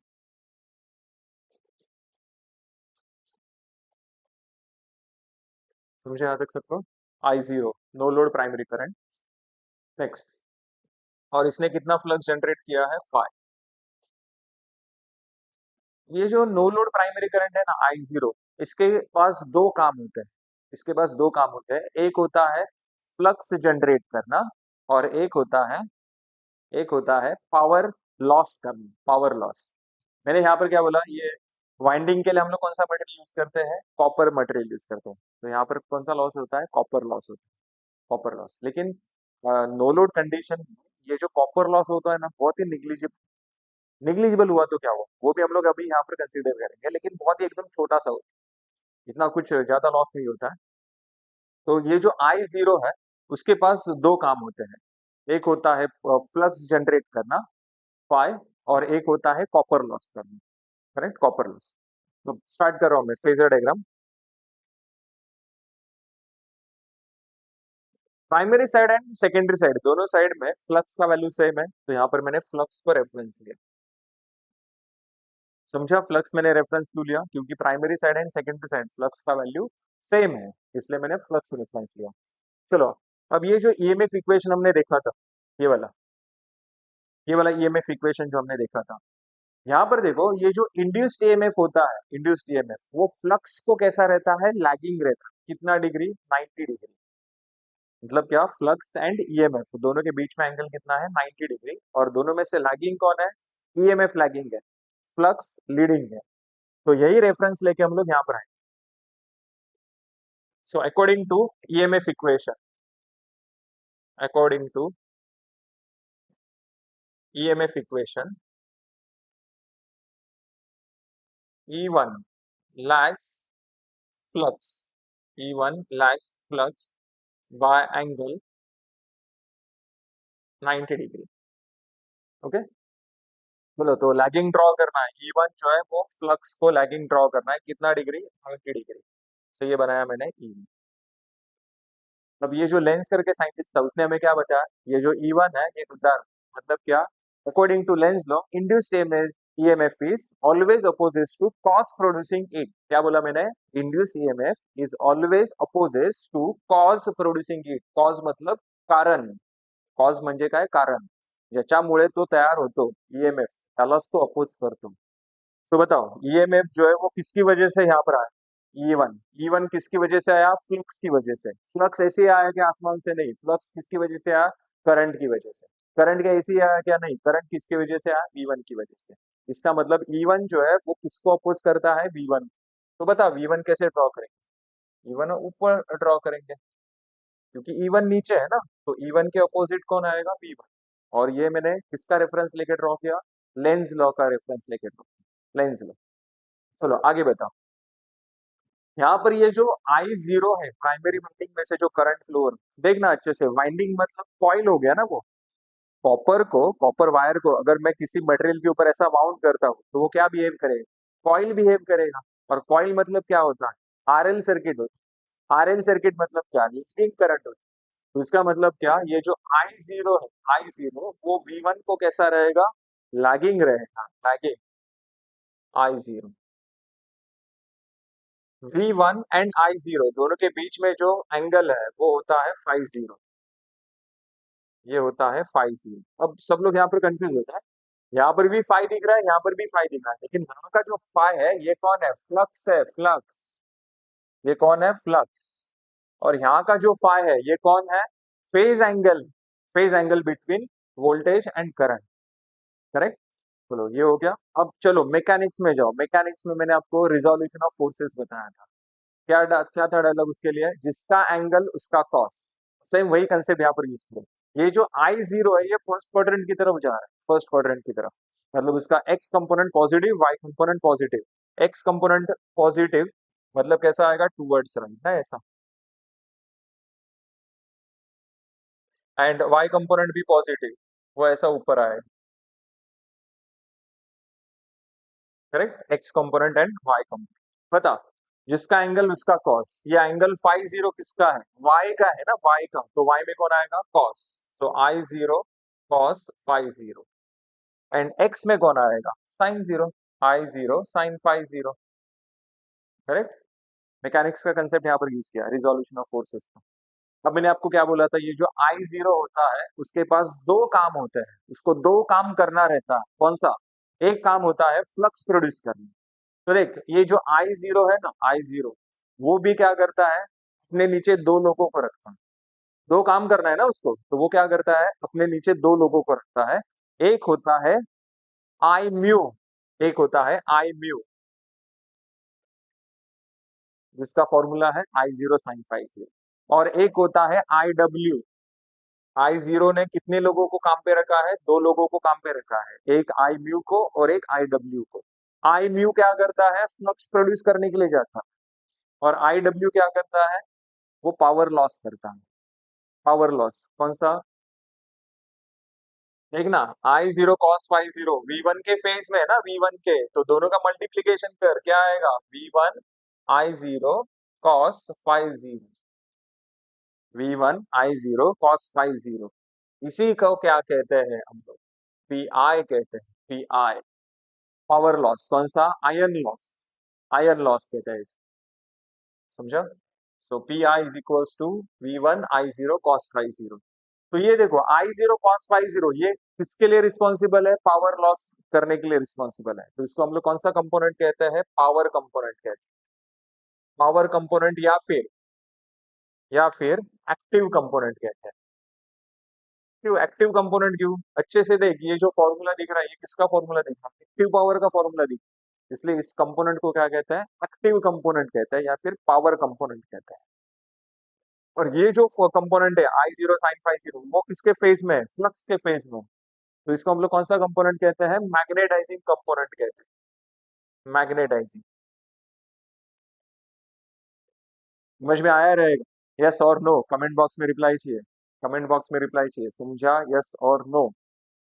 पूरा स्टोरी कहाँ से शुरू हुआ था, देखो पूरा स्टोरी कहाँ से हुआ था, यहाँ से। V1 दिया, V1 की वजह से करंट फ्लो हुआ, उस करंट ने फ्लक्स प्रोड्यूस किया, फ्लक्स को प्राइमरी के वाइंडिंग में कट किया, ईएमएफ इंड्यूस हुआ E1। वो कौन है, self induction, self induced EMF है। जब ये प्राइमरी का फ्लक्स सेकेंडरी साइड जाएगा, उसके लिए मैंने मीडियम किसको लिया, आयन कोर को लिया। ये आयन कोर पूरा फ्लक्स जब राइट साइड लेके आएगा सेकेंडरी साइड, तब सेकेंडरी वाइंडिंग के टर्न्स उसको कट करेंगे, वहां पर E2 जनरेट होगा। वो कौन है, म्यूचुअल इंड्यूस्ड ईएमएफ है। करेक्ट, लेकिन सेकेंडरी वाइंडिंग में करंट ही फ्लो नहीं हो रहा है, क्यों, क्योंकि ओपन सर्किट है, ओपन सर्किट है। तो यहाँ पर ये नो लोड कंडीशन हो गया, और नो लोड केस में प्राइमरी वाइंडिंग में जो करंट फ्लो होता है वो होता है नो लोड प्राइमरी, आई जीरो। और ये आई जीरो जो है उसको दो काम करना रहता है, एक तो पावर लॉस करना रहता है, और एक फ्लक्स प्रोड्यूस करना रहता है। तो वो क्या करता है, अपने नीचे दो लोगों, एक है आई डब्ल्यू और एक है आई, लेकिन ये सब मिलता कब है, सबसे पहले कहाँ से शुरू हुआ, फ्लक्स से शुरू हुआ। फ्लक्स जो है वो प्राइमरी साइड सेकेंडरी साइड दोनों साइड सेम है, फ्लक्स का वैल्यू सेम है, इसलिए मैंने फेजर डायग्राम में देख फ्लक्स को रेफरेंस लिया। क्लियर, फ्लक्स को रेफरेंस लिया। इवन मैंने डाउनवर्ड्स कैसे ड्रॉ किया, ये किधर से आया मेरे दिमाग में, मैंने ईएमएफ इक्वेशन का रेफरेंस लिया। ईएमएफ इक्वेशन में मुझे ये मिला था, according to EMF equation E1 lags flux by angle 90 degree, तो इसलिए मैंने E1 को डाउनवर्ड्स ड्रॉ किया। चल E1 तो डाउनवर्ड्स मिल गया, लेकिन V1 कैसे गया, अरे according to Lenz law, according to Lenz law induced EMF is always opposite to cause producing it. E1 किसकी वजह से जनरेट हुआ? फ्लक्स की वजह से। फ्लक्स किधर से आया? करंट की वजह से। करंट किधर से आया? V1 की वजह से। तो ये E1 जो है वो V1 को अपोज करता है, इसलिए V1 मैंने अपवर्ड स्टॉप किया। करेक्ट। फिर उसके बाद प्राइमरी वाइंडिंग का जो करंट है, नो लोड करंट I0, वो कॉइल में से फ्लो हो रहा है। कॉइल मतलब इमीडिएटली आपके दिमाग में आना चाहिए, कॉइल मतलब क्या? RL circuit. आरएल सर्किट मतलब लैगिंग करंट। I0 जो है वो V1 को कैसा है? लैगिंग है।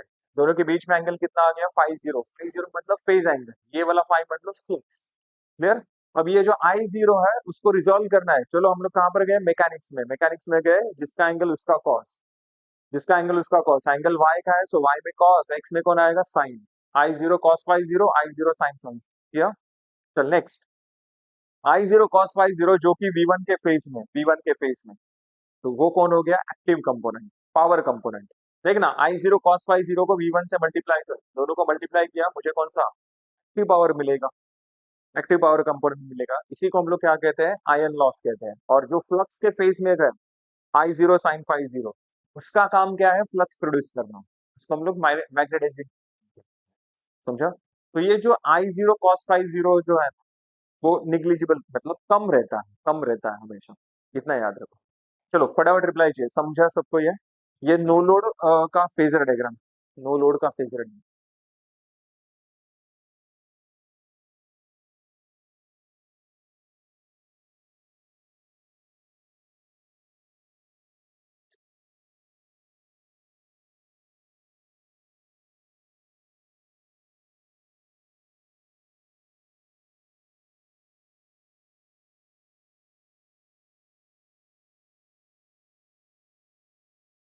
तो फटाफट रिप्लाई चाहिए। समझा?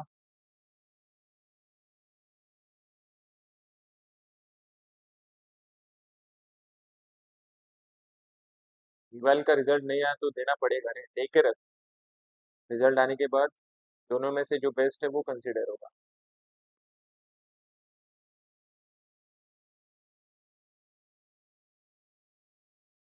कॉपर लॉस का क्या आएगा देखेंगे ना, कॉपर लॉस देखेंगे ना।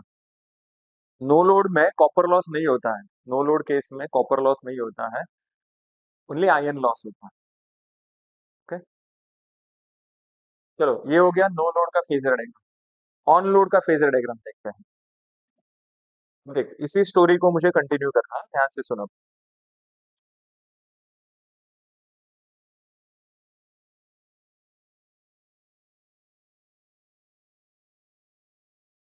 ये मैंने लिया प्राइमरी वाइंडिंग, सप्लाई दिया मैंने इसको V1।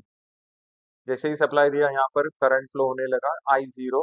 ये I0 क्या करेगा? फ्लक्स प्रोड्यूस करेगा। प्राइमरी साइड के फ्लक्स को सेकेंडरी साइड ट्रांसफर करने के लिए मैंने यहाँ पर iron core as a medium use किया। ये कौन हो गया? कोर। आयन, इसके लिए आयन मटेरियल यूज करेंगे। अब जब ये प्राइमरी साइड ट्रांसफर किया जाएगा तब उसको, प्राइमरी साइड नहीं, सेकेंडरी साइड, राइट साइड जब ट्रांसफर किया जाएगा तब उसको सेकेंडरी के टर्न्स कट करेंगे। जैसे ही ये सेकेंडरी के टर्न्स कट करेंगे, यहाँ पर भी ईएमएफ इंड्यूस्ड होगा E2। करेक्ट। नो लोड का तो कंसेप्ट पता है सबको। अब मैं यहाँ पर लोड कनेक्ट कर रहा हूँ, ध्यान से सुनो। लोड कनेक्ट कर रहा हूँ, जैसे ही मैं यहाँ पर लोड कनेक्ट करूंगा, सेकेंडरी वाइंडिंग में से करंट फ्लो होना शुरू करेगा।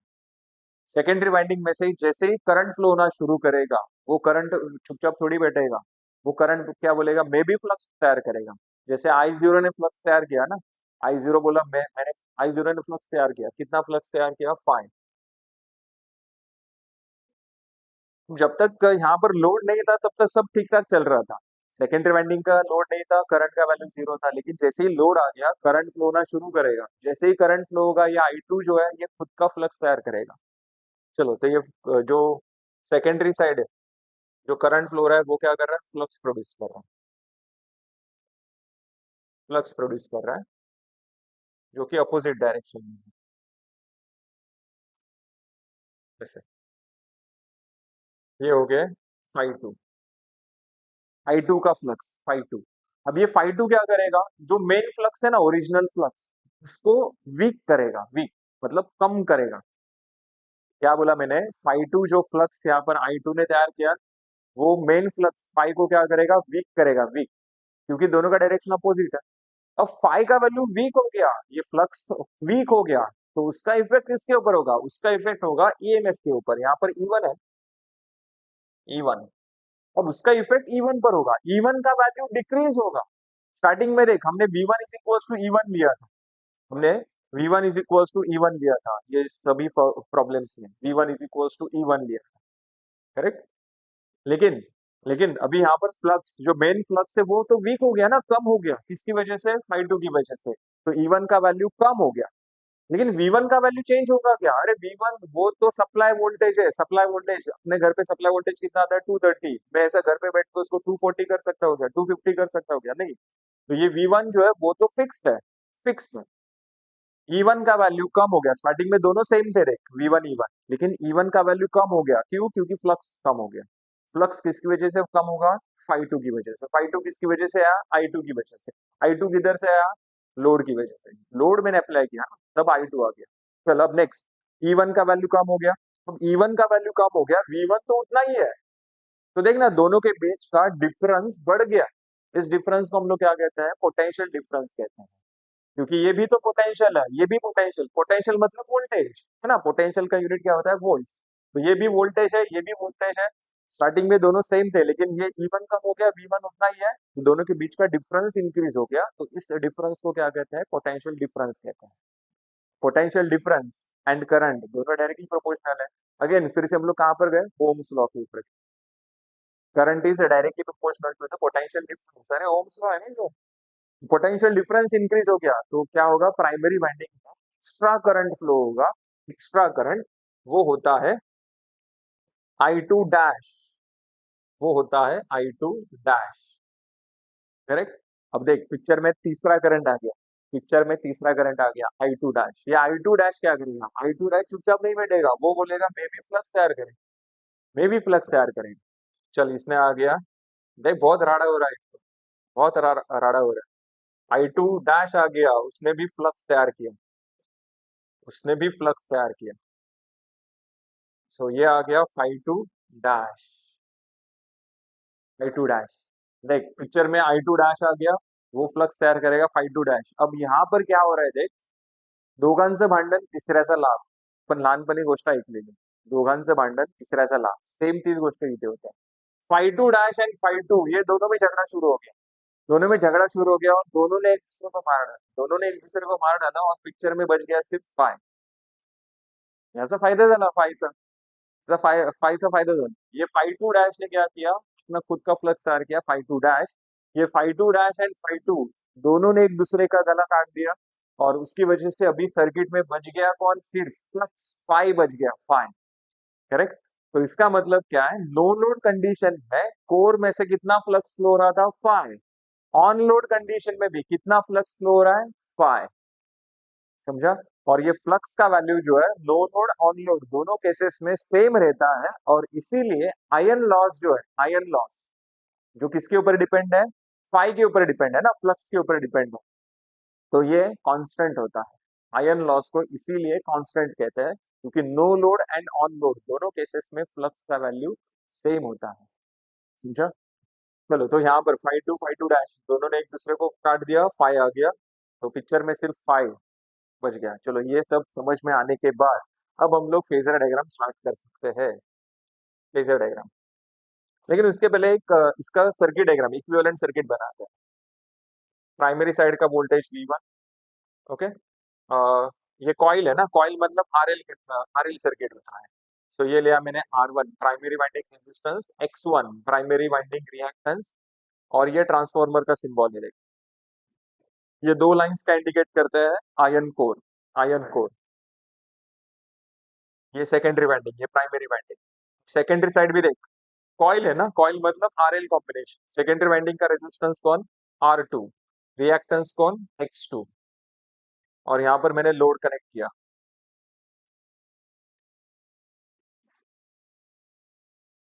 समझा। नेक्स्ट, अब यहाँ पर I0 एंड I2 डैश दोनों का मैं जब वेक्टर एडिशन करूंगा तब मुझे कौन मिलेगा, I1 मिलेगा, मुझे कौन मिलेगा, I1। I1 is equals to I0 plus I2 dash, और सेकेंडरी वाइंडिंग में करंट कौन सा जा रहा है, I2। चल अभी ये I0 प्लस I2 डैश इसको बाद में साइड में रख। यहाँ पर ऐसा एज्यूम कर I1 करंट ही फ्लो हो रहा है फुल लोड प्राइमरी I1। यहाँ पर ईएमएफ इंड्यूस्ड हुआ है E1। यहाँ पर ईएमएफ इंड्यूस्ड हुआ E2। यहाँ पर है वोल्टेज V2 लोड के अक्रॉस का वोल्टेज। ओके, तो सबको केवीएल मेश एनालिसिस तो सबका फेवरेट है। मेश एनालिसिस केवीएल अप्लाई करना है for primary and for secondary. तो केवीएल इक्वेशन फॉर प्राइमरी क्या होता है? ये KVL equation some of voltage drop is equals to sum of voltage sources। sum of voltage drop is equals to sum of voltage sources। तो बताओ V1 कौन है? Voltage source. R1 and X1 के across voltage drop हो रहा है। बताओ voltage drop कैसे मिलेगा? I1 into R1 plus I1 into X1 is equals to V1 plus E1। V1 plus E1 सबका मुझे वेक्टर एडिशन करना है क्योंकि यहाँ पर R है, X है, डायरेक्शंस अलग अलग है। स्केलर एडिशन नहीं कर सकते, वेक्टर एडिशन करना है। So sum of voltage drops is equals to sum of voltage sources. Voltage source मतलब ये ईएमएफ जो है ये जनरेट हो रहा है ना, जनरेट मतलब ये यूटिलाइज नहीं हो रहा है, कहीं पर यूज नहीं कर रहे हम लोग, ये जनरेट हो रहा है, तैयार हो रहा है, तो वो सोर्स हो गया। ये भी सोर्स है, ये भी सोर्स है। अब देख ये E1 को है ना मैं लेफ्ट साइड शिफ्ट कर रहा हूँ तो माइनस E1 लिख सकता हूँ। So I1 R1 plus I1 X1 minus E1 is equal to क्या आएगा? V1। इसको मैं ऐसे भी लिख सकता हूँ देख, I1 R1 plus I1 X1 plus in bracket minus E1 is equal to क्या? V1। ये हो गया अपना इक्वेशन नंबर 1। क्लियर? आगे बताओ। ये KVL equation for secondary. KVL equation for secondary क्या आएगा? I2 R2 plus I2 X2 plus V2 is equals to E2। अब सब लोग कंफ्यूज हो गए, अरे ऐसे कैसे आया? अरे इधर V1 E1 यहाँ पर इसको राइट साइड लिखा, V2 को लेफ्ट साइड क्यों लिखा? उसको भी राइट साइड लिखना चाहिए। मैंने क्या बोला? केवीएल क्या होता है? Sum of voltage drops is equals to sum of voltage sources. I2 R2 voltage drop, I2 X2 voltage drop, E2 voltage source ये जनरेट हो रहा है, ईएमएफ इंड्यूस्ड हो रहा है, जनरेट हो रहा है मतलब सोर्स हो गया। तो वो कहां पर लिखेंगे? राइट साइड लिखेंगे, सम ऑफ वोल्टेज सोर्स। V2 का प्रॉब्लम है, V2 का। V2 मैंने लेफ्ट साइड कैसे लिखा? ध्यान से देख, ये V2 जो है ये सोर्स है या ड्रॉप है? ये बैटरी है ना, बैटरी मतलब सप्लाई दिया है ना मैंने, बैटरी नहीं है वो, सप्लाई दिया ना मैंने, एसी सोर्स है ये, सप्लाई दिया मैंने, सोर्स है वो। ये V2 जो है वो सोर्स नहीं है, वो वोल्टेज ड्रॉप, लोड है ना, लोड के अक्रॉस वो ड्रॉप हुआ है, समझा? कंज्यूम हुआ है, वो यूटिलाइज हुआ है। तो V2 is voltage drop not voltage source. तो sum of voltage drops is equals to sum of voltage sources. Correct? ये हो गया अपना इक्वेशन नंबर 2। चल फटाफट रिप्लाई चाहिए। समझा सबको? समझा सबको? यस और नो? समझा सबको?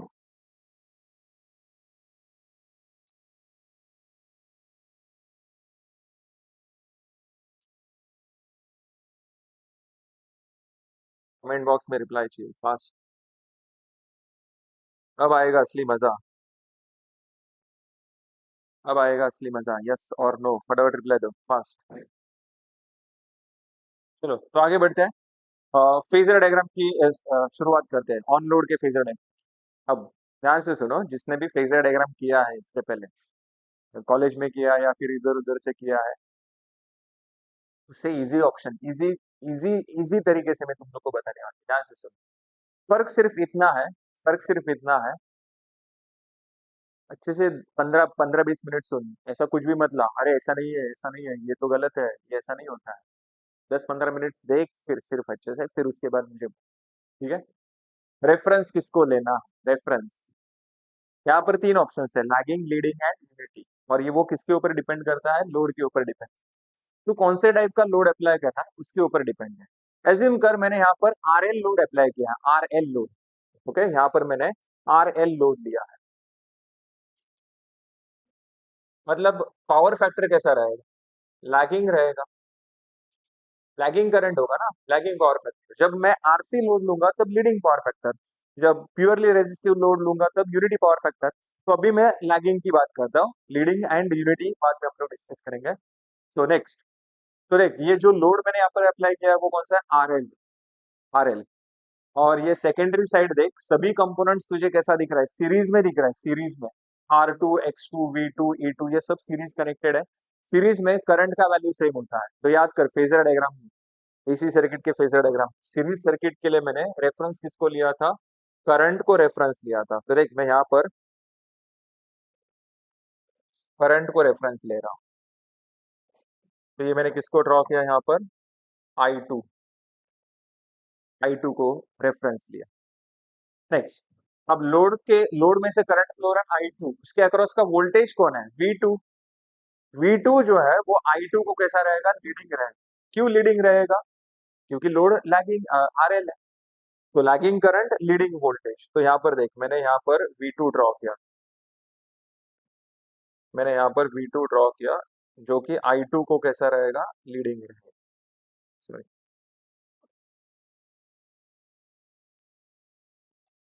तो ये मैंने ड्रॉ किया यहाँ पर V2, I2 को लीडिंग ड्रॉ किया, I2।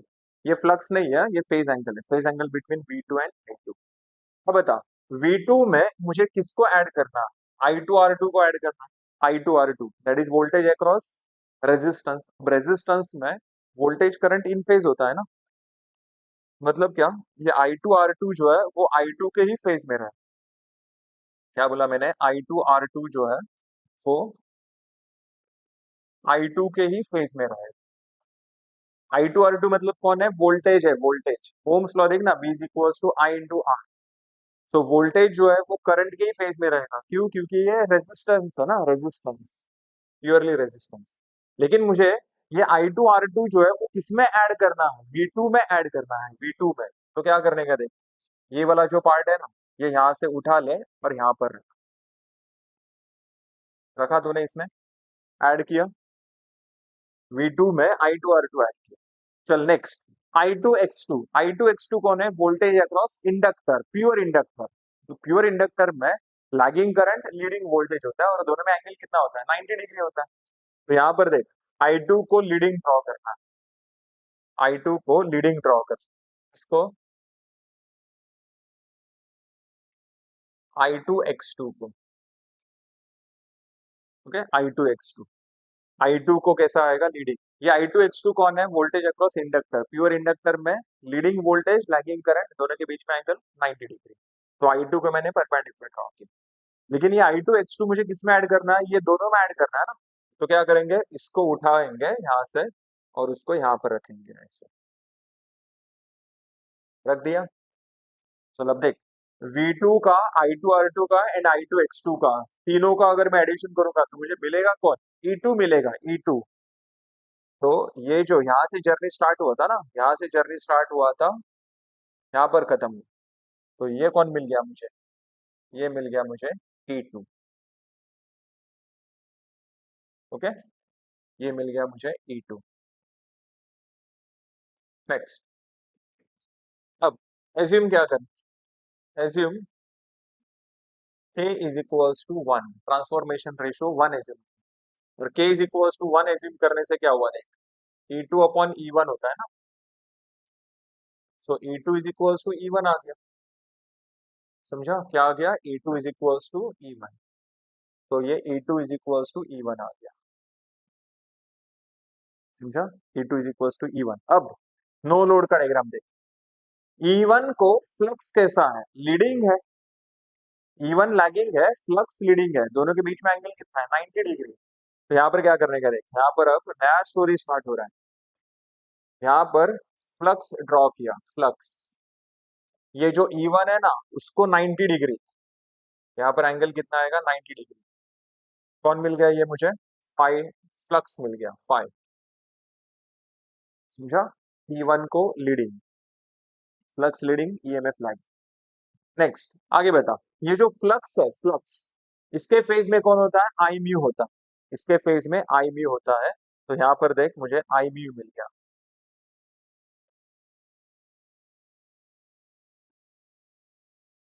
ये मिल गया मुझे आई म्यू, आई म्यू। ये जो E1 है ना, E1 इसको अपोजिट डायरेक्शन में ड्रॉ कर, E1 को अपोजिट डायरेक्शन में ड्रॉ करूंगा तो मुझे कौन मिलेगा? -E1 मिलेगा। ये कौन मिलेगा मुझे? -E1।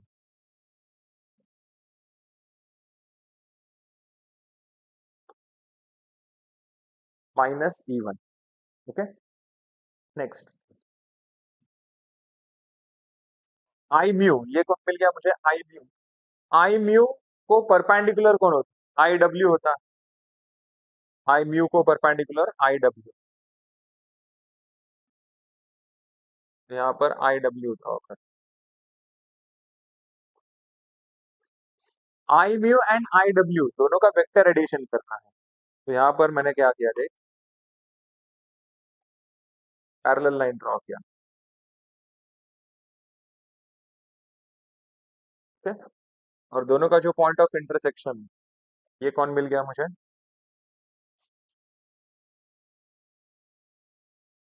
इसको थोड़ा छोटा ड्रॉ करेंगे,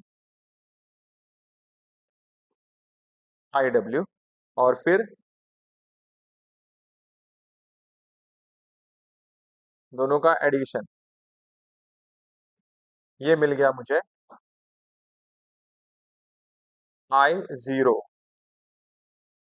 ये मिल गया मुझे I0, no load primary current. ये देखिए, I W and I mu दोनों का एडिशन, ये कौन मिल गया मुझे? I0। ओके, नेक्स्ट I0 मिल गया। अब I2 जो है वो सेकेंडरी वाइंडिंग में फ्लो हो रहा है।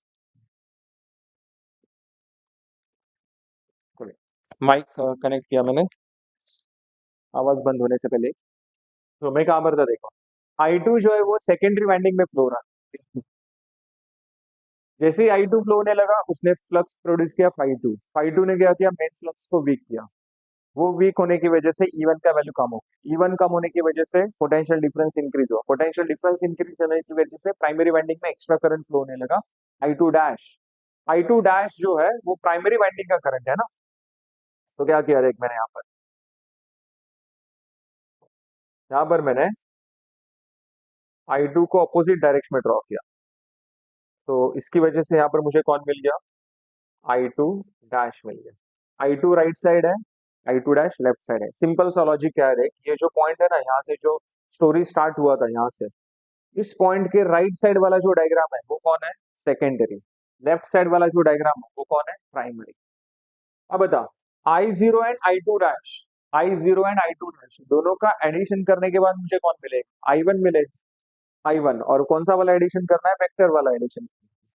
यहाँ पर मैंने देख, I0 को, I2 डैश को पैरेलल लाइन ड्रॉ किया, I0 को पैरेलल लाइन किया,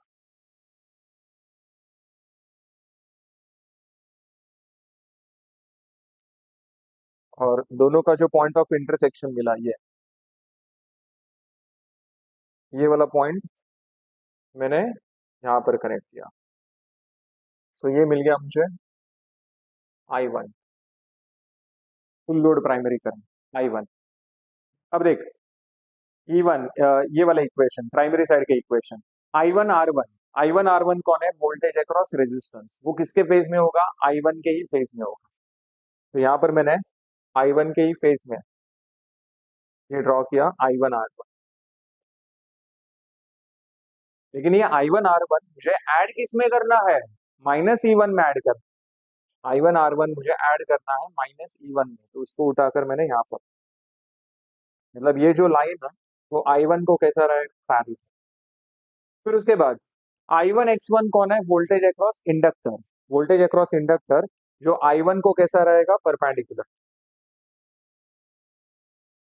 I1 को कैसा रहेगा? परपेंडिकुलर।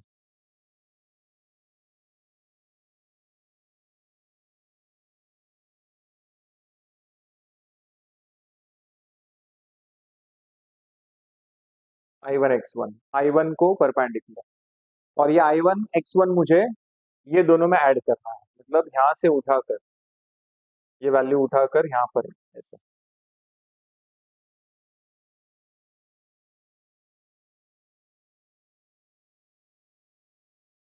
थोड़ा बड़ा ड्रॉ करना पड़ेगा। ऐसे। तो देख, -E1 plus I1R1 plus I1X1, -E1 plus I1R1 plus I1X1 is equals to कौन मिला, V1। तो यहां से जो स्टार्ट हुआ था वो अब यहाँ पर खत्म हो गया, और ये मिलेगा मुझे V1। समझा फेजर डायग्राम? तुम लोग बोलेंगे अरे बुक में तो ऐसा नहीं है, बुक में ऐसा नहीं है, कॉलेज में भी ऐसा नहीं दिया है। मैं बताता हूँ आपको कैसा डायग्राम दिया है।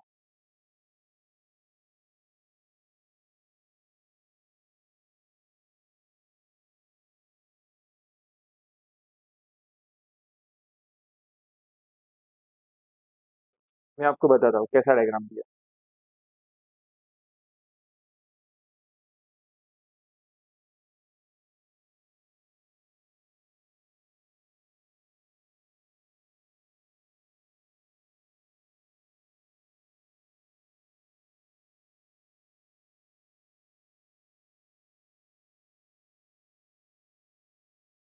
ये ऐसा डायग्राम दिया, यस और नो।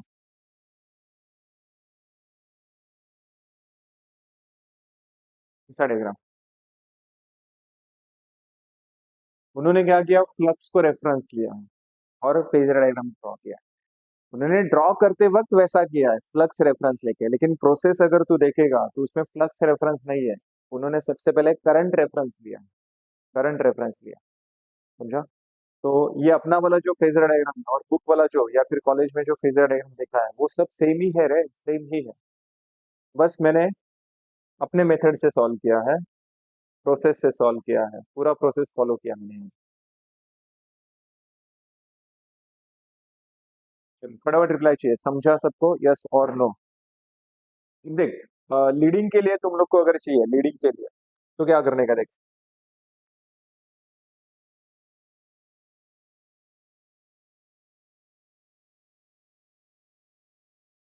ये मैंने लैगिंग के लिए ड्रॉ किया। लीडिंग के लिए अगर ड्रॉ करना है, सेम प्रोसेस है, सेम प्रोसेस। तो उस टाइम मुझे यहाँ पर आरसी लोड लेना है, आरसी। और यहाँ पर लैगिंग के जगह क्या आएगा, लीडिंग का आएगा।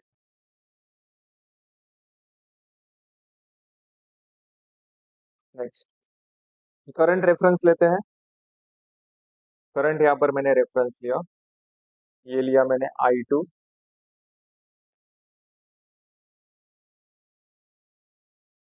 करंट लीडिंग होगा, वोल्टेज लैगिंग होगा, तो V2 जो है वो लैगिंग था,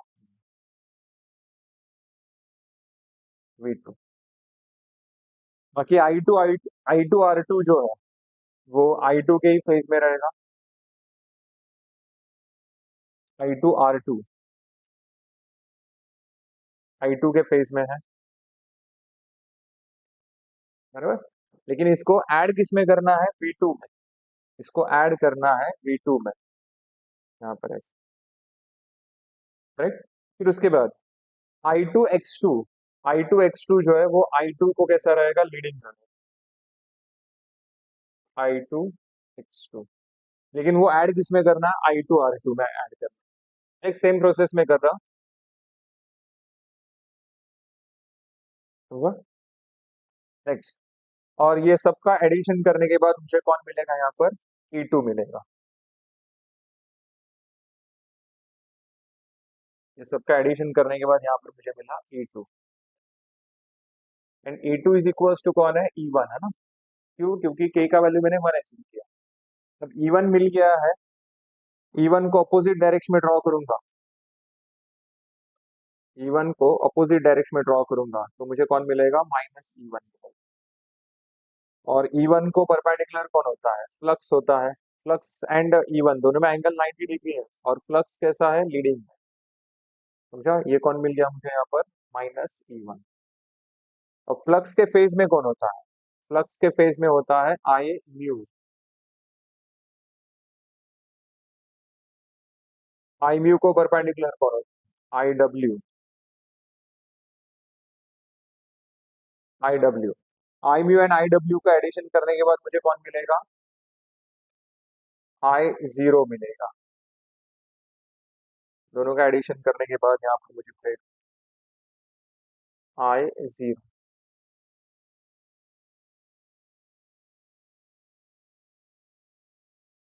I2 का अपोजिट साइड कौन आएगा? I2 डैश आएगा।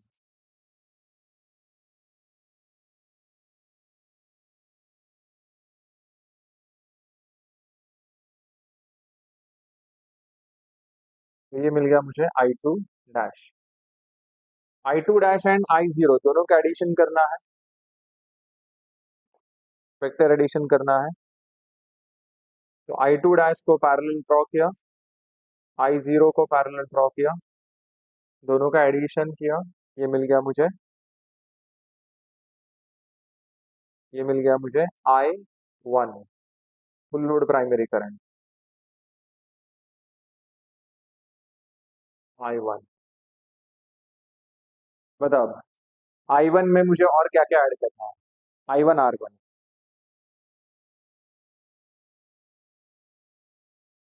I1R1, लेकिन I1R1 मुझे ऐड करना है E1, ये मुझे ऐड करना है E1 में यहाँ, ओके। फिर इसको परपेंडिकुलर लाइन, इसको परपेंडिकुलर लाइन, ये मिलेगा मुझे I1X1 and minus E1 I1R1 I1X1, ये सबका एडिशन करने के बाद ये कौन मिलेगा मुझे? V1।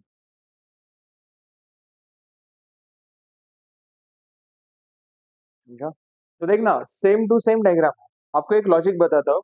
ओरिजिन के राइट साइड का जो डायग्राम है वो सेकेंडरी का है, ओरिजिन के लेफ्ट साइड का जो डायग्राम है वो प्राइमरी, और जो भी लोड हम लोग कनेक्ट कर रहे हैं वो सेकेंडरी साइड कनेक्ट कर रहे हैं, सेकेंडरी साइड।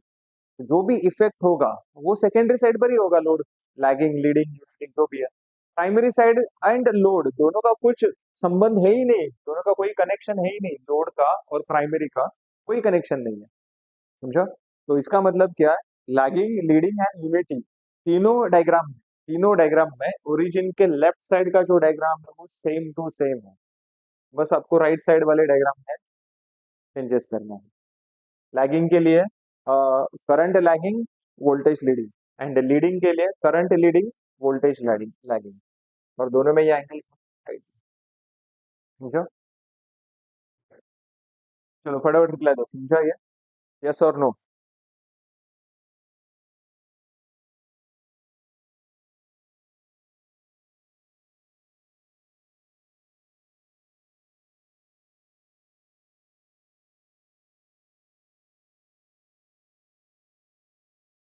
नहीं कर पाएगा रे, नहीं कर पाएगा, अगर एसी नहीं आ रहा है तो ट्रांसफॉर्मर एंड नहीं कर सकते।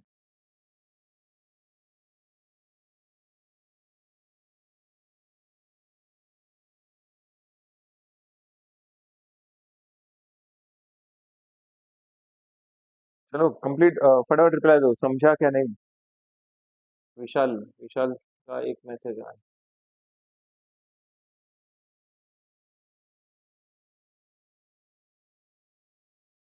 यस, टेंशन लेने का, टेंशन लेने।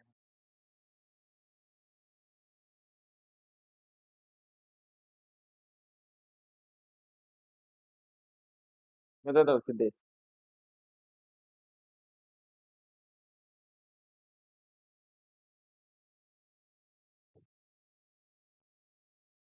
प्योरली रेजिस्टिव के लिए क्या करेगा देख, I2 एंड V2 जो है वो दोनों इन फेज ड्रॉ करते हैं, और बाकी आगे का प्रोसेस सेम।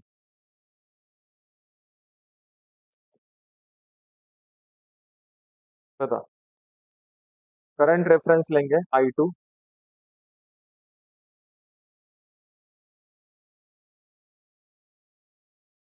इस बार देख मैंने रेजिस्टिव लोड लिया ना, तो V2 उसी के फेज में रहेगा। इसी में मुझे और क्या ऐड करना है? I2 R2 ऐड करना है, और इसको परपेंडिकुलर क्या ड्रॉ करेंगे? I2X2 ड्रॉ करेंगे।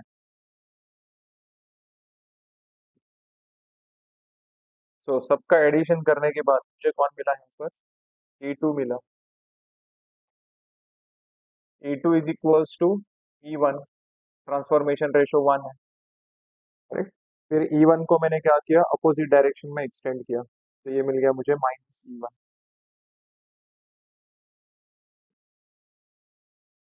फिर इसको लीडिंग फ्लक्स जो है E1 को, ईएमएफ को कैसा रहेगा, लीडिंग है, करेक्ट। फ्लक्स के फेज में कौन रहता है,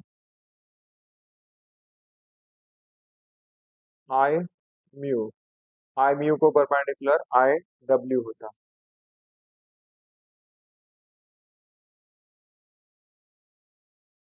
आई म्यू एंड आई डब्ल्यू दोनों का एडिशन करना है,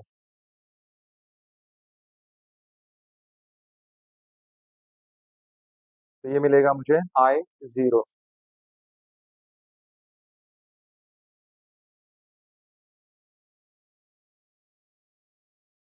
I0 ये मिलेगा मुझे I0। I2 को अपोजिट डायरेक्शन में एक्सटेंड कर, तो ये मिलेगा मुझे I2 dash. I2 dash and I0 दोनों का एडिशन, दोनों का एडिशन कर, वेक्टर एडिशन,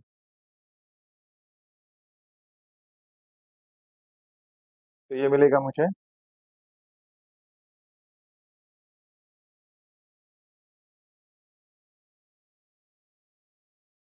ये मिलेगा मुझे यहाँ पर I1, करेक्ट।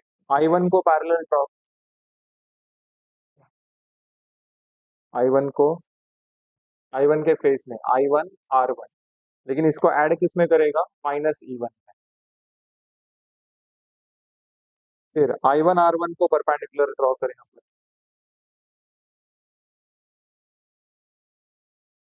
ये क्या मिला मुझे, I1 X1।